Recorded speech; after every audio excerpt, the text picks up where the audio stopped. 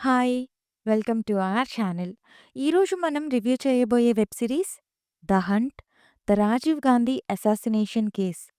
టైటిల్‌లోనే ఈ సిరీస్ దేని గురించి అనేది అర్థమైపోయి ఉంటది. సో, ఈ సిరీస్‌లో మనం రాజీవ్ గాంధీ గారి అసాసినేషన్ తర్వాత జరిగిన ఇన్సిడెంట్స్ అంటే డిఫరెంట్ టైప్స్ ఆఫ్ డిపార్ట్‌మెంట్స్ ఆ అసాసినేషన్ తర్వాత ఆ క్రిమినల్స్‌ని పట్టుకోవడానికి ఎలా పనిచేశాయి, ఆ టైంలో ఉండే సోర్సెస్ ఏంటి, ఎలా ఒక్కొక్కరిని వెతికారు, అలా వెతికే టైంలో వాళ్ళు ఎదుర్కొన్న ఛాలెంజెస్ ఏంటి, ఈ సెర్చ్ ఆపరేషన్ ఫర్ క్రిమినల్స్ ఎన్ని రోజులు జరిగింది, లాస్ట్‌కి ఎలా పట్టుకున్నారు అనేది ఈ సిరీస్ స్టోరీ. పాజిటివ్స్ అంటే మేకింగ్.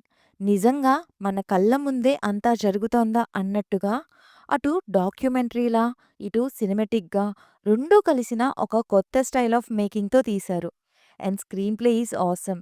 ఇక మెయిన్‌గా చెప్పుకోవాల్సింది ఆర్టిస్ట్. ప్రతి ఒక్కరూ చాలా రియలిస్టిక్‌గా చేశారు. అటు పోలీసులుగా చేసిన వాళ్ళు, ఇటు క్రిమినల్స్‌గా చేసిన వాళ్ళు ఆ పీరియడ్‌కి తగ్గట్టుగా వాళ్ళ getups and cinematography, colour grading ఇలా ఒకటి కాదు అన్ని క్రాఫ్ట్‌ని అప్రిషియేట్ చేయాల్సిందే. ఇక నెగెటివ్స్ అంటే, నాకు అంత పెద్ద నెగెటివ్స్ ఏమీ కనపడలేదు. బట్ ఒక్క ఎపిసోడ్ మాత్రం సాగదీసినట్టు స్లోగా అనిపించింది. అండ్ అక్కడక్కడ సిరీస్ కోసమే ల్యాగ్ చేసిన ఫీలింగ్ కలిగింది. బట్ ఓవరాల్‌గా ఇదొక మంచి సిరీస్.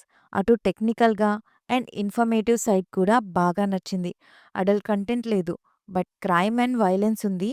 సో కిడ్స్‌తో చూడొద్దు. ఈ సిరీస్ తెలుగులో సోనీ లివ్‌లో స్ట్రీమ్ అవుతుంది. చూసేయండి. రివ్యూ నచ్చితే please like, share and subscribe. Thank you.